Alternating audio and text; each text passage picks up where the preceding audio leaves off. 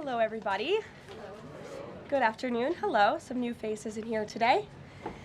As we approach the end of the year, it is a great time to reflect on how much progress our country has made under President Trump's bold leadership. Given the complete mess that President Trump inherited from Joe Biden and radical left Democrats in Congress, what this administration has accomplished since January 20th has been nothing short of remarkable. While most politicians promise big on the campaign trail and break those promises once they get into office, President Trump promised big and has delivered even bigger. On the economic front, after inheriting the worst inflation crisis in over 4 decades, President Trump's pro-growth policies are making tremendous progress to make America affordable again. Under the painful Biden years, inflation reached a record high 9% and devoured Americans' purchasing power. In President Trump's term thus far, inflation has dropped to an average of just 2.7%, marking critical progress. The Trump administration is working hard every single day to bring down the cost of living through bigger paychecks and lower prices. Real wages are finally on the rise again and on pace to increase to roughly $1,200 for the average American worker this year. To put that into perspective, real wages declined by almost $3,000 under the Biden administration. That means Americans right now are on track already to make up 1/3 of the $3,000 in lost wages under Joe Biden. There's much work to do, but this has already been significant progress. President Trump has also delivered resoundingly on his promise to end Joe Biden's insane war on American energy and make sure our country has reliable and affordable energy produced right here at home. As a result, the nationwide average for regular gas just fell to its lowest level in nearly 5 years. According to data from Gas Buddy released on Monday, average gas prices have now dipped below $3 per gallon in 37 states, below $2.75 per gallon in 22 states, and below $2.50 per gallon in 5 states. Just a few years ago, we saw record high price gas of nearly $5 per gallon. American families faced constant pain at the pump, and those costs caused the price of everything else to go up as well. In fact, the average cost for a gallon of regular gas in the country was the most expensive price during a presidential term in U.S. history under Biden's disastrous leadership, even with them recklessly draining our strategic reserves to try and artificially decrease prices.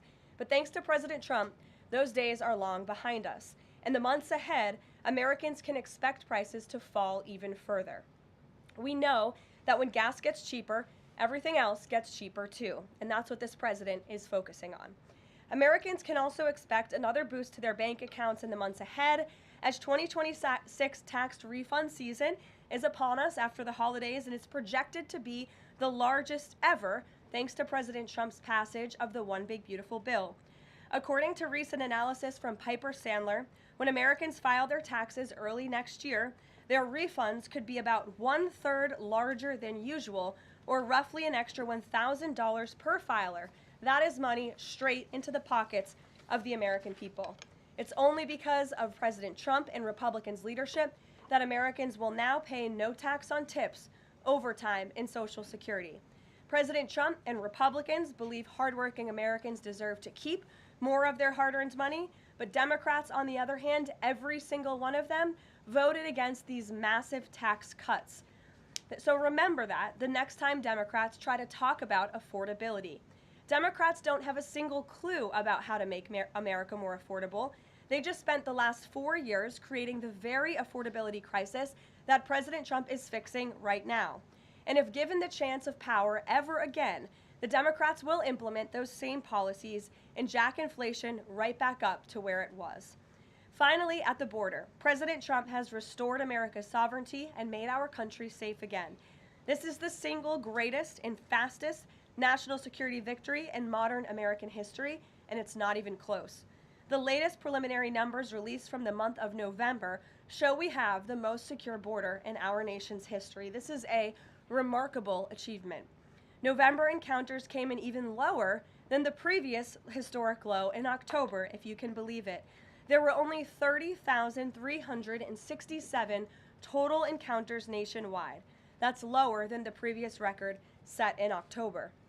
And for the 7th consecutive month, U.S. Border Patrol released 0 illegal aliens into the United States. Let me repeat, 7 months of 0 illegal aliens being released into our country.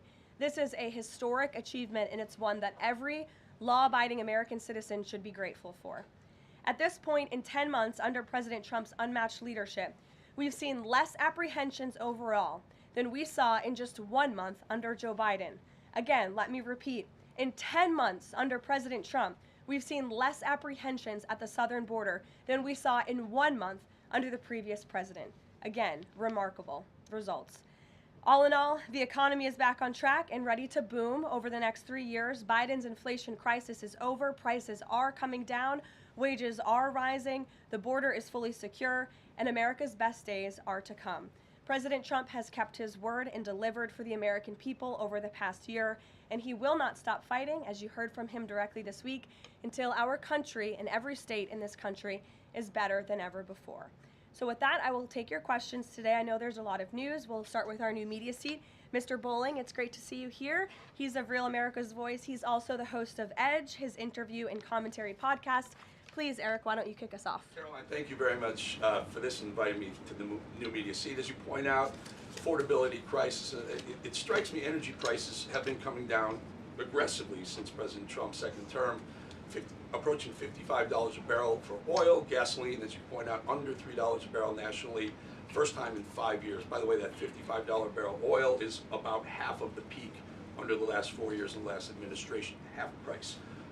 Wholesale prices come down, yet affordability crisis, a lot of the folks in this room, a lot of legacy media, some people in the front row, seem to want to call this an affordability crisis right now, forgetting the fact that over the last 4 years prior, we hit 9% inflation. Wages, as you point out, have more stagnant at best, sometimes had dipped.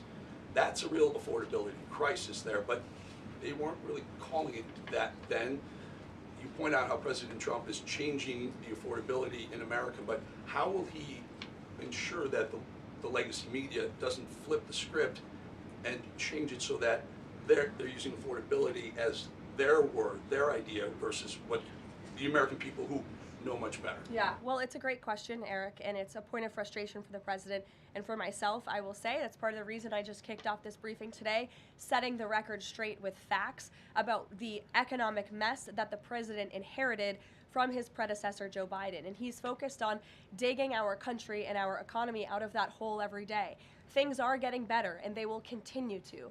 And President Trump understands better than any politician in this city the pain that the American consumer has been feeling for years now because of the last administration's policies. You heard him in the great Commonwealth of Pennsylvania this past week campaigning and talking to these voters, saying, I was elected to fix this problem, and I am fixing it. Don't forget who created it, and that's the Democrats.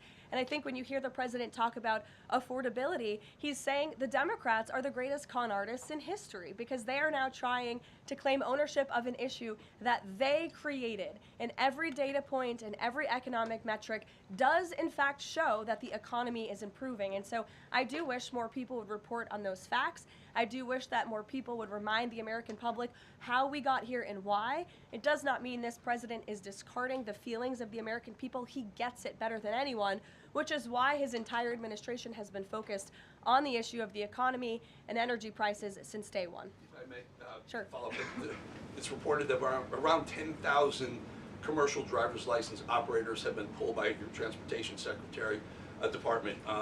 Will the president apply that same metric? For the reason was the operators weren't speaking or reading English to a level that was safely, people thought they would safely be able to operate trucks on our roadways. It's estimated in California around 40% of Uber drivers, Uber and Lyft drivers, don't speak English proficiently, and the number's 45% in Minnesota. Will this same rule or metric apply to the gig economy like Uber and Lyft? So I don't have any announcements on further regulations, if you will, from the Department of Transportation with respect to this issue. However, I will just reiterate the Trump administration's position is that truck drivers, particularly those driving big rigs on our nation's road and highways, who have a great responsibility to keep the American public and their fellow citizens safe should be speaking English and should have an ability to read English proficiently. I think that's a very common sense policy to have. And we've unfortunately seen, and the Department of Transportation has uncovered and is actively working to fix these state-sponsored commercial trucking driver licenses, which were going to people who are not qualified to be driving these massive trucks on American roads, and they're endangering the lives of our fellow citizens. We've unfortunately seen many vehicle accidents across the country where people have lost their lives because of drivers that were just simply unqualified to be driving these trucks. So I know this is something DOT and Secretary Duffy take very seriously. Peter. Thank you, Caroline. Based on the way that things stand right now, is Operation Southern Spear about drugs or is it about oil? What I will tell you, Peter, is that the Trump administration is focused on doing many things in the Western Hemisphere. The president has taken a new approach that has not been taken by any administration for quite some time to actually focus on what's going on in our own backyard. And there are two things that are very important to this administration. Number one, stopping the flow of illegal drugs into the United States of America, which we know has killed hundreds of thousands of Americans. The president promised on the campaign trail that he would demolish the foreign terrorist organizations and drug cartels around the world, especially right here in our own hemisphere, and you have seen that he is delivering on that promise. With respect to the oil and what happened yesterday, the Department of Justice requested and was approved for a warrant to seize a vessel because it's a sanctioned shadow vessel known for carrying black market sanctioned oil to the IRGC, which you know is a sanctioned entity. So the president is committed to stopping the illegal flow of drugs into our country. He's also fully committed to effectuating this administration's sanction policy, and that's what you saw and the world saw take place yesterday. And because he said the president is trying to do a lot of things at once, he talks a lot about how he thinks the way to bring down prices for everything would be to bring down the cost of energy. Would he use this seized Venezuelan oil to try to help Americans with affordability here in the United States? Well, what I can tell you right now, the vessel has been seized, as you know. And the Department of Justice did that in conjunction with the Coast Guard and the Department of War. The vessel is currently undergoing a forfeiture process right now. The United States currently has a full investigative team on the ground on the vessel, and individuals on board the vessel are being interviewed and any relevant evidence is being seized. With respect to the oil, that's a different issue. As you know, Peter, the vessel will go to a U.S. port, and the United States does intend to seize the oil. However, there is a legal process for the seizure of that oil, and that legal process will be followed. And just my last one on this. If President Trump launches a bigger military campaign in the Caribbean, is he jeopardizing a possible Nobel Peace Prize? Look, the president has proven over the past year that he is more than worthy of the Nobel Peace Prize. I think he's been nominated for it nearly 100 times this past year, which is definitely a record. He's solved, I think, 9 conflicts around the world. We are up to now. He's actively working on the Russia-Ukraine war, which is the big one as we speak, and has been over the past year. With respect to any additional action in Venezuela, I'm definitely not going to get ahead of the president or the United States military. Mary.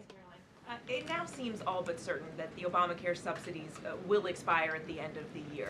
It means more than 20 million Americans are now bracing for their health care costs to soar. Is the president prepared to let this happen, or is he going to step in? The president is prepared to take action on health care, and he wants Republicans on the Hill to do the same. As you have seen, Senate Republicans put forth their own legislation earlier this week. As for the subsidies that are set to expire, I would like to remind you and everybody at home why this is on the brink of happening. Democrats wrote Obamacare. They passed it without a single Republican vote, and then they ballooned it with these expensive COVID subsidies that completely distorted the health insurance market. And then they doubled down, extending those subsidies and setting their own expiration date right now in 2025, which the administration is obviously well aware of, and we are working. The president is working with his healthcare policy team here at the White House, as well as Republicans on Capitol Hill, to find a solution. You said he's working to find a solution. He wants to see a solution to lower health care costs. He does. But these subsidies are expiring at the end of the year. So what is the plan, and what is he going to do to put this in place in the next 2-3 weeks? You'll hear more from the president and from the White House on that very soon.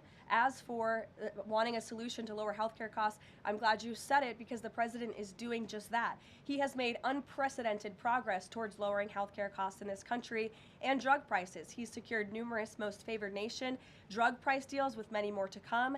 As you know, the One Big Beautiful Bill, the working family tax cut, significantly expanded access to health savings accounts for those on Obamacare. Again, a Democrat written program and approved program, which has led to higher healthcare costs in this country. So it goes back to the issue of affordability. Democrats are now pretending they want a solution to this issue, but they created the problem. The president and Republicans are currently coming up with creative solutions and ideas to lower healthcare costs for the American people, and you'll continue to hear more from them on that. Before these subsidies expire? I just said you're going to continue to hear more from the president and Republicans on this issue, I'm sure.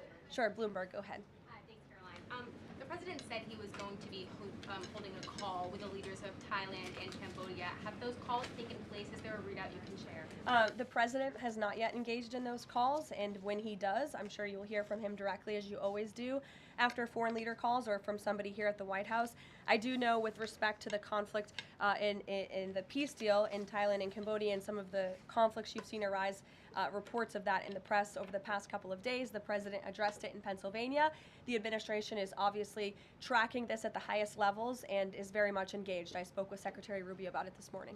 And will senior U.S. officials be meeting Saturday with European and Ukrainian officials to discuss the peace plan? Look, the United States and the Trump administration continues to be very much engaged in trying to bring the Russia-Ukraine war to an end. The president had a call with Europeans yesterday. His special envoy Witkoff and his team continue to talk with both sides literally as we speak. If there is a real chance of signing a peace agreement, if we feel like those meetings are worthy of someone on the United States' time this weekend, then we will send a representative. It's still up in the air whether we believe real peace can be accomplished and we can truly move the ball forward. The president is extremely frustrated with both sides of this war, and he's sick of meetings just for the sake of meeting. He doesn't want any more talk. He wants action. He wants this war to come to an end. And the administration has spent more than 30 hours, just in the past couple of weeks, meeting with the Russians and the Ukrainians and the Europeans and speaking with them as well. So we'll see about the meetings this weekend, and stay tuned. President read President Zelensky's latest proposal that was sent over yesterday. He's aware of it, yes. Ed. Thanks, Caroline. The Fed chairman, the president says that he's interviewing candidates. So I just want to be clear. So the pick has not been locked in, and could we get an announcement before Christmas? I know every business outlet in the world is just chomping at the bit for a scoop or something on this Fed chair announcement. I'm not going to get ahead of the president. I know there's been a lot of reports about potential meetings this week with potential candidates. Look, as always, this is a decision the president himself is going to make. And I know there's a lot of reporting out there from anonymous sources who claim to know something. I would wait and see what the president himself does and announces, and I certainly won't be the one to get ahead of him on that. On the economy, can I ask you about a Michael, go ahead. On the next Fed chair, does the president have an expectation that his pick will lower interest rates next year to his liking? I think the president has been quite clear about what he believes the Fed should be doing, which is lowering interest rates. I know there was a quarter-point reduction this past week, and the president was pleased to see that, but he thinks more should be done. Philip. Thank you, Caroline. On these advanced NVIDIA H200 chips, why is the president willing to allow China to have access to one of America's chief technological advantages? Look, I will tell you just a couple of things. The president put out his own statement on this, which I do think highlights his exact thinking. What you see from the president on Truth Social is most of the time what you hear from the president behind closed doors privately. He told President Xi that NVIDIA will only be shipping H200 products to approved customers in China under conditions that will allow for continued strong national security. The administration continues to maintain a strict export control regime, and we are ensuring that the Blackwell chip and other advanced technologies stay right here in America, and these H200 chips will only be sent to China after undergoing a security inspection here in the United States. Elizabeth. New York City Mayor-elect Zoran Mondani put out a video recently telling immigrants in New York have the right to stand up to ICE. Are you concerned this will inspire New York City residents to resist ICE operations, and what will the Trump administration do if this happens? The Trump administration is definitely concerned about the rise in violence, in attacks, and physical threats that we have seen against our brave men and women who wear the ICE uniform. Again, these are agents who are just simply doing their jobs. They are enforcing our nation's immigration laws, and we've seen more than a 1,000% increase in violent attacks on them and their families. They've been doxxed, they've been harassed, many of them have been physically assaulted and attacked. So we condemn that wholeheartedly. I know the administration has done a lot to protect our ICE agents, and the president stands firmly behind them in conducting these enforcement operations. And there's a lot of talk from Democrat politicians in New York, but the Trump administration will continue to do our jobs in every state, and that's to remove illegal aliens and public safety threats from American communities. Sure. Thank you. I'll go to the gentleman who's very eager, and then to you. Thank you so much. Obviously, Jasmine Crockett, who the president has openly criticized, just entered Texas' Senate race. I asked Mike Johnson, who said that Texas largely supports the president. Crockett, on the other hand, says that Trump is an example of extremism. She says that her support is a referendum on Trump. I'm curious to get your thoughts on this. And has Trump made any statements since she's announced her candidacy? Not to my knowledge, as you know from the White House podium, as a government employee, I'm not privy to comment on future elections, but I do think the president has made his thoughts on Ms. Crockett quite clear, and I do believe he thinks she is wholly unqualified for the office that she is seeking. Joey. Yeah, thanks, Caroline. A federal judge today ordered the immediate release of Kilmar Abrego Garcia from ICE detention. Does White House have a response to that, and does the administration plan to appeal that decision? Absolutely. The White House, the administration opposed this activism from a judge who is really acting as a judicial activist, which we've unfortunately seen in many cases across the country. Abrego Garcia is present in our country illegally. He is a proven human trafficker. He is a proven gang member. The administration has evidence of that. And as you saw from the Department of Homeland Security, they issued a statement saying they'll continue to fight this legal battle in court. Caitlin. Two questions. I have one on Venezuela to follow up, but first on affordability, since we were talking about the economy at the beginning. If the economy is as strong as the president has said it is, then why is he telling parents 2 weeks before Christmas that they should only buy 2 or 3 dolls for their children? Look, what the president is saying is that if we want products made right here in America, if we want them to be made from American small businesses, which is a large part of the reason the president has effectively implemented tariffs, then we're going to have better quality products right here in the United States. Maybe you'll pay $1 or $2 more, but you will get better quality and you'll be supporting your fellow Americans by buying American, and that's what the president was saying.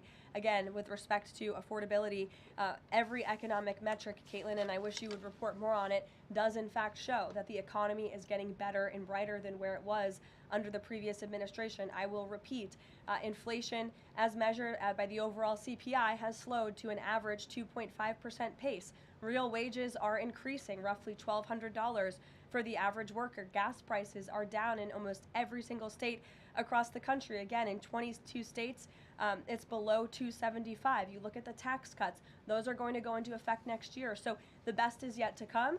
The president is digging our country out of the economic hole that the previous administration put us in, and that's what he's talking about. It was a year ago, as you know, and grocery prices have been up. So we've covered the economy, but there's mixed signals in terms of what that looks like.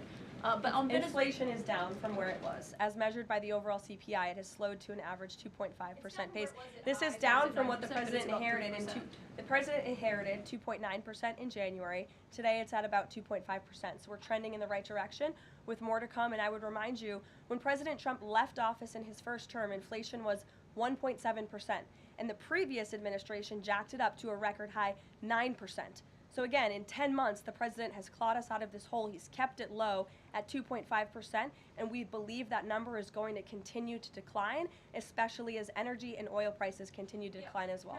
It wasn't high under Biden. They're just saying it's not. Well, nobody reported on it being high under Biden. My predecessor was standing at this podium, but now you want to ask me a lot of questions about it, which I'm happy to answer. But I will just add, there's a lot more scrutiny on this issue from this press corps than there was.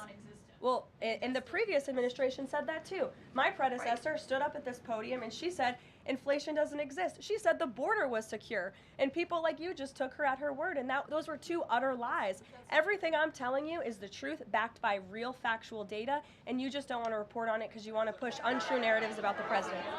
Go ahead. I'm not going to take your follow-up. Go ahead. Is the White House optimistic about the upcoming redistricting vote in Indiana and what happens if it fails? We'll see how the vote plays out. That's a political matter and, frankly, a legal one, and I won't comment on it here. Brian. Thank you, Caroline. I'm going to go back to the Fed. I have two topics I just want to address with you. The first one on the Fed. The president did say yesterday that he was meeting with Kevin Warsh. This is your favorite story in the world, Brian. It is our favorite story. The president said yesterday he was meeting with Kevin Warsh to talk about the Fed chair, interview for a Fed chair role. Can you just say how that interview went with him? I won't comment on private meetings without the president's approval to do so. And the second thing is on the Netflix Warner Brothers deal. The president did address this also yesterday. He said that he believes that the sale of CNN should be attached to that deal with Netflix or with Paramount if anything happens down the road with them. Can you just explain what the president's planning to do going forward to continue to make that case similar to what he made yesterday? Well, I think the president's comments yesterday about the sale of CNN and new leadership is evidenced by my exchange with the CNN reporter in this room. Their viewership has gone down, their ratings has declined, and I think the president rightfully believes that network would benefit from new ownership. With respect to this deal, he has great respect for both companies who are bidding against one another, and I won't weigh in any further than that. In the back, go ahead. Thank you. I wasn't calling on either of you, but I'll take both your questions and then to you. Go ahead. I have two questions. One is South Korea, one on the Japan. First question, the recent U.S.-South Korea trade fact sheet made no mention of agricultural product. Does the United States want to completely open its rice and beef market to South Korea? And second question on Japan.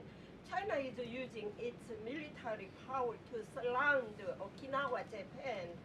Is the United States concerned about the military conflict between China and Japan? And what action will the United States take? Okay. To your first question on South Korean beef or beef export to South Korea, I will check with our trade team and we will get you an answer on that. To your second question with respect to Japan and China, the president has a phenomenal relationship with the new Prime Minister of Japan, as you know. He was pleased to meet her when we went to Asia a couple of months ago, and they have spoken a few times since. They continue to be engaged with one another, and Japan is a great ally of the United States, as evidenced by their personal relationship and our continued trade relations with Japan. With respect to China, the president also has a good working relationship with President Xi, which he believes is a good thing for our country, and he believes that the United States should be in a position to have a good working relationship with China while maintaining our very strong alliance with Japan. Go ahead. Yesterday, President Trump was speaking about drug production in Colombia. He said that the president of Colombia better wise up or he's gonna be next. What was he meaning exactly? And the other thing is that President Gustavo Petro of Colombia responded to that statement by issuing a formal invitation to President Trump to go to Colombia and to see firsthand how the authorities in Colombia are fighting against drugs. Do you think that President Trump would consider that? Well, that's very interesting. I hadn't heard the news about that invitation. I will let the president speak directly to it on whether or not that's something he would entertain. But as for his comments yesterday towards President Petro, he has been saying some very alarming and frankly insulting things towards the United States of America, and the president doesn't like it. Yes, in the blue. Caroline? Yes, go ahead. Thank you. The president's been spotted out and about a number of times with bandages on his hands. Could you please explain what that is about? Secondly, he noted on Truth Social the other day that he had aced 3 cognitive tests. Could you please clarify when those tests took place?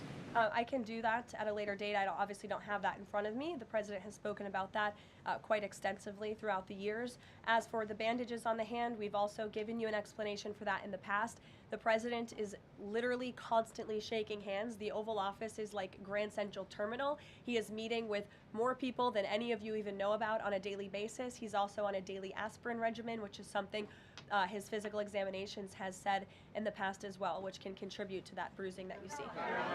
Thank you. Caroline. Thank you, Caroline. Back to that oil tanker. Just wanted to know, was this a one-off, or is it safe to say the administration is taking a more active look at the oil industry in Venezuela, whether targeting other oil ships or perhaps Venezuelan oil production facilities in Venezuela?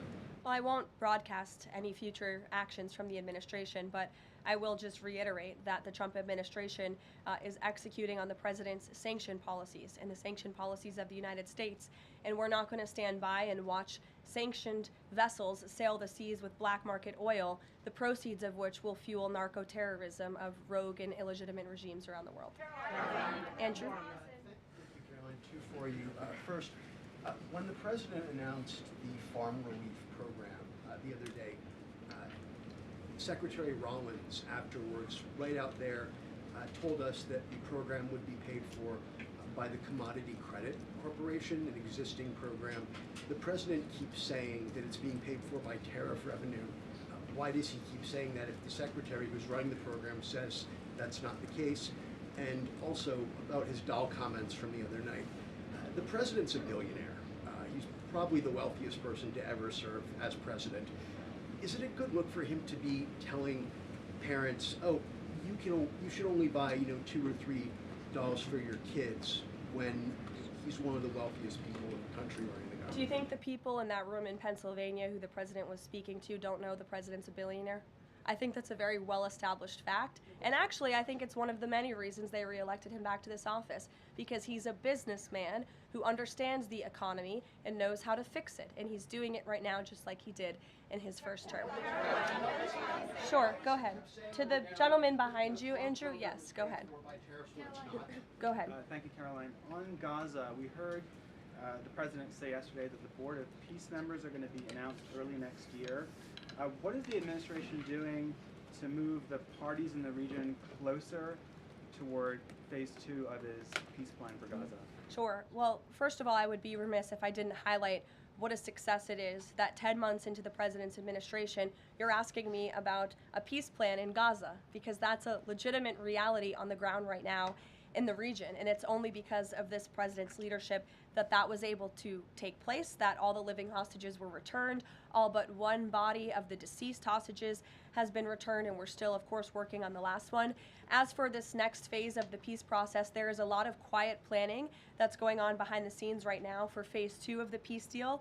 And when the United States is ready to make those announcements public on the Board of Peace, the ISF, and the Palestinian technocratic government, we will be making those announcements at the appropriate time. But the reason that the negotiators and the teams on the ground have been rather quiet about this is because I spoke with them this morning. They are trying to be deliberate and thoughtful about this. Peace in Gaza, in the Palestinian Strip, is something, the Gaza Strip rather, is something that people have been trying to accomplish for 70 years. So, this is a complex problem, and this administration wants to be very thoughtful about it, and we want to ensure an enduring and lasting peace. And when those announcements are ready, they will be made. Sure. Thank you. There have been reports that Vladimir Putin called Maduro today to reaffirm his support. I wanted to ask if it is concerning to the president that Putin has given such a warm embrace to Maduro. I don't think that would be concerning to the president at all, no. I'll let him speak on it further. Spoken to Putin about that? He has not spoken to President Putin today, and I understand that call took place this morning, so the answer is no. Thanks. I have a question about the ACA, but just first very quickly clarifying Caitlin's question. You acknowledged that CPI in January when you took office was 3%, and in September, the last month for which we have data, it was also 3%, so inflation. No, it's 2.5%. Not in September, it was 3%. It's 2.5%, the average CPI right now. I have it in front of me. In President Trump's first 8 months in office, inflation as measured by the overall consumer price index has slowed to a 2.5 average pace. This is down from the 2.9% inherited in January. January is 1 month. So Kelly, in the back. Okay, can I ask you about the ACA really quickly? There are a number of plans that are floating around on the Hill right now having to do with these premium subsidies that are about to expire. Which plan does the White House support? Again, I have told you now a few times that the president and the Republicans will continue to unveil creative ideas and solutions to the healthcare crisis that was created by Democrats. And I know Chuck Schumer is putting up a vote today. This is a political show vote. Chuck Schumer is not sincerely interested in lowering health care costs for the American people. He's putting this vote on the floor knowing that it will fail so he can have another talking point that he can throw around without any real plan or action. If Chuck Schumer actually wanted to lower health care costs, I'm sure the president would welcome him and his entire Democrat caucus to a legitimate coordination on the president's policies of bringing down drug prices, these most favored nation deals. Why hasn't Chuck Schumer ever come out in support of those? Those are going to legitimately, they already are, lower drug prices for the American people, and not a word from Chuck Schumer on it. So I think that just proves this is completely political. Kelly, go ahead. Two quick questions on Venezuela. Does the president consider the seizure of the oil tanker an escalation or a step towards war with Venezuela? I think the president considers the seizure of the oil tanker as effectuating the administration's sanction policies, which I've already discussed previously. Potential invasion or potential land strikes in Venezuela aligned with the president's supporters, the MAGA base, does it risk the potential for a prolonged war and U.S. troops involved in that? Prolonged war is definitely not something this president is interested in. He's been very clear about that. He wants peace. He also wants to see the end of illegal drugs being trafficked into the United States and taking the lives of hundreds of thousands of Americans across our country. And he's thinking about that every day here at the White House. With every drug boat that is taken out by this administration, we are saving thousands of lives by deterring those drugs and stopping those drugs from flowing into our country. You will all, excuse me, you'll all hear, excuse me, you will all see the president tonight. He'll be making remarks at the Congressional Christmas Ball, which will be taking place here at the White House. And later this afternoon, he will be signing some congressional bills and executive orders that we, as always, will keep you apprised of. Thanks, guys. Can you say a word about the call with Modi?